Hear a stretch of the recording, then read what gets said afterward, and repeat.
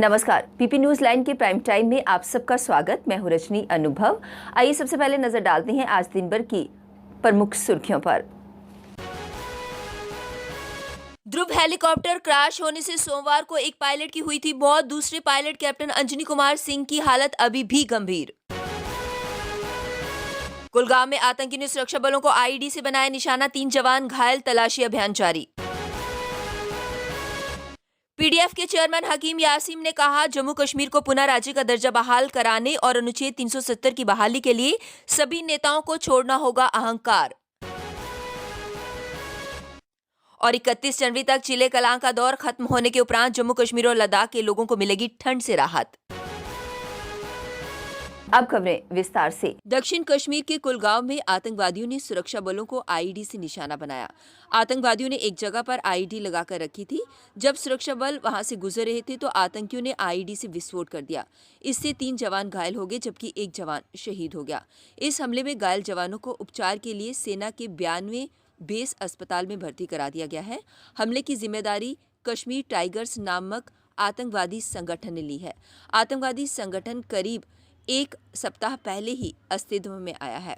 जानकारी के अनुसार दक्षिण कश्मीर के कुलगांव के शमसीपोरा हाईवे पर सुरक्षा बलों का दस्ता गश्त कर रहा था कि अचानक आज यानी बुधवार सुबह आतंकवादियों द्वारा एक स्कूल के समीप लगाई गई आईईडी विस्फोट से 4 जवान घायल हो गए। इस घटना को अंजाम देने के उपरांत आतंकवादी घटनास्थल से फरार हो गए। फिलहाल आतंकवादियों की धरपकड़ के लिए तलाशी अभियान छेड़ दिया गया है। पीपल्स डेमोक्रेटिक फ्रंट के चेयरमैन हकीम यासीन ने कहा कि उन्हें पता था कि पीएजीडी काम नहीं करेगा। यही वजह है कि वह उनके साथ नहीं जुड़े।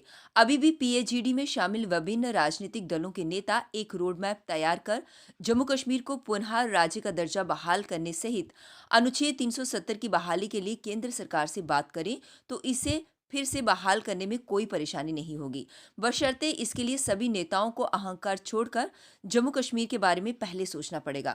उन्होंने कहा कि अतीत में नेशनल कॉन्फ्रेंस, कांग्रेस और पीडीपी के बीच बहुत सारे समझौते हुए और इन राजनीतिक दलों ने गठबंधन सरकार भी बनाई। सत्ता में आने के बाद इन गठबंधन सरकारों ने लोगों को फायदा पहुंचाने की बजाय उन्हें और नुकसान पहुंचाने का काम किया। कश्मीर में मोबाइल इंटरनेट सेवा एक बार फिर से बहाल कर दी गई है। गत मंगलवार को प्रशासन की ओर से कश्मीर में गणतंत्र दिवस समारोह के दौरान कोई खलल ना पड़े, इसके मद्देनजर रखते हुए सुबह से ही कश्मीर में मोबाइल इंटरनेट सेवा को अस्थायी रूप से बंद कर दिया गया था। प्रशासन ने कश्मीर में 26 जनवरी की शाम को 12 घंटों के उपरांत एक बार फिर से मोबाइल इंटरनेट सेवा बहाल कर दी है। इससे सभी ने राहत की सांस ली। प्रशासन की ओर से बयान जारी कर दिया गया है कि कश्मीर में एहतियात के तौर पर मोबाइल इंटरनेट सेवा को अस्थायी रूप से बंद कर दिया गया था। इसे 12 घंटों के बाद फिर से बहाल कर दिया गया है। केंद्र शासित प्रदेश जम्मू कश्मीर में अब न्यूनतम तापमान में सुधार हो गया है। इसकी वजह से 31 जनवरी तक मौसम साफ रहेगा और 1 फरवरी को ही बारिश और बर्फबारी होने की संभावना है। प्रदेश में पिछले दिनों हुई बर्फबारी और बारिश के बाद अब जम्मू श्रीनगर हाईवे भी एक तरफा वाहनों के लिए खोल दिया गया है। आज बुधवार को श्रीनगर से जम्मू के लिए वाहनों को छोड़ा जा रहा है, जबकि कल वीरवार को जम्मू से श्रीनगर के लिए वाहनों को जाने की अनुमति होगी। मौसम विभाग केंद्र श्रीनगर से मिली जानकारी के अनुसार जम्मू कश्मीर और लद्दाख में अब 31 जनवरी तक मौसम शुष्क रहेगा। इस दौरान कश्मीर और लद्दाख में न्यूनतम तापमान में गिरावट देखी जा सकती है, जबकि 40 दिनों का चिले कलां का दौर भी 31 जनवरी को खत्म होने जा रहा है। इससे आने वाले दिनों में जम्मू कश्मीर और लद्दाख के लोगों को ठंड से राहत मिलेगी। लद्दाख में भूकंप के झटके महसूस किए गए हैं। रिक्टर पैमाने पर इसकी तीव्रता 3.6 मापी गई है। इससे पहले महाराष्ट्र के पुना जिले के पुरंदर के पास शाम 7:28 पर भूकंप के झटके महसूस किए गए।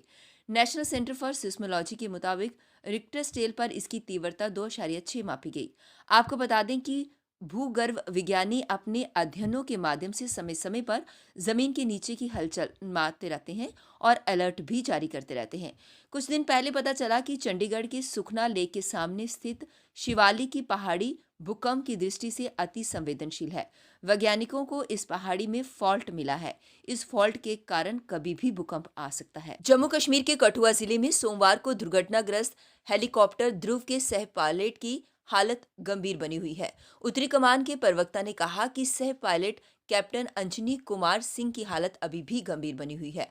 आपको बता दें कि कठुआ में लखनपुर से सटे सैन्य क्षेत्र में सेना का ध्रुव हेलीकॉप्टर सोमवार की शाम क्रैश हो गया था। हादसे में लेफ्टिनेंट कर्नल की मौत हो गई थी। कैप्टन रैंक के दूसरे पायलट की हालत भी नाजुक बनी हुई है। दोनों को पठानकोट सैन्य अस्पताल शिफ्ट किया गया था, जहां 36 वर्षीय लेफ्टिनेंट कर्नल ऋषभ शर्मा को मृत घोषित कर दिया गया। हेलीकॉप्टर ने पठानकोट के मामून कैंट से उड़ान भरी थी।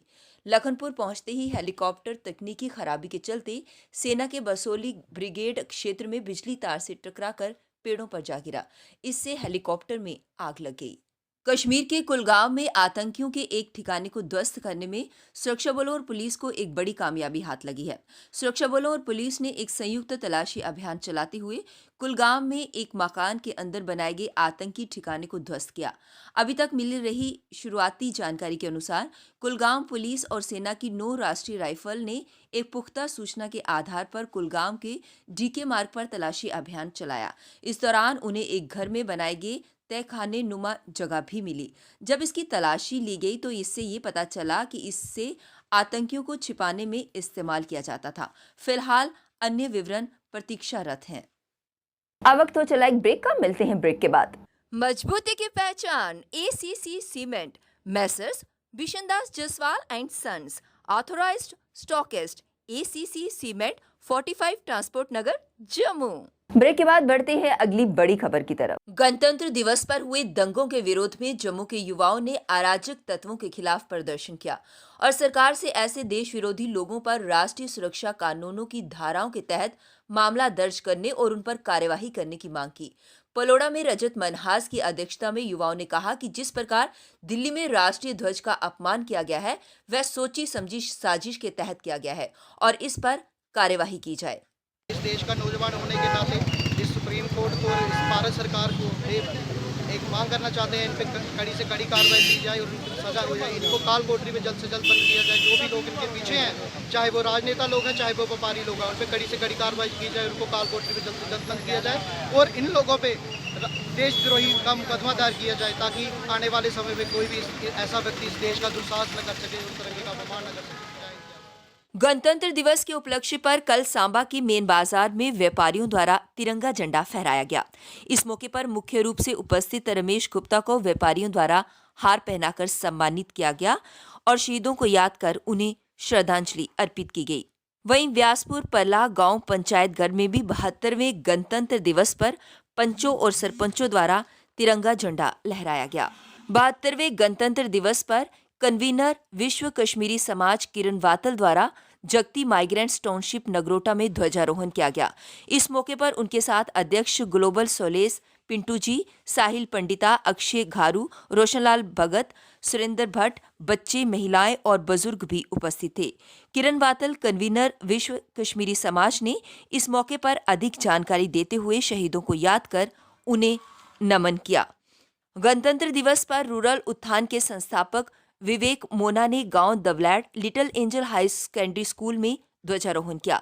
इस दौरान उन्होंने क्षेत्र के 30 परिवारों को सोलर लाइट वितरित किए ताकि बच्चे अच्छे से पढ़ाई कर सकें। रूरल उत्थान मिशन के सदस्य और पंचायत के कई प्रतिनिधियों समेत क्षेत्र के कई गणमान्य लोग भी इस मौके पर मौजूद थे। आज रूरल उत्थान मिशन दबलाहट के गांव में गणतंत्र दिवस मना रहा है और आज हमने आसपास के गांव से उन फैमिलीज़ को इनवाइट किया है जिनके घरों में बिजली की प्रॉब्लम है और आज हम 30 सोलर लैंप्स उन फैमिलीज़ को देंगे, उनके घरों में बच्चे पढ़ेंगे। और रूरल उत्थान मिशन ऐसे इवेंट्स पहले भी कर चुका है।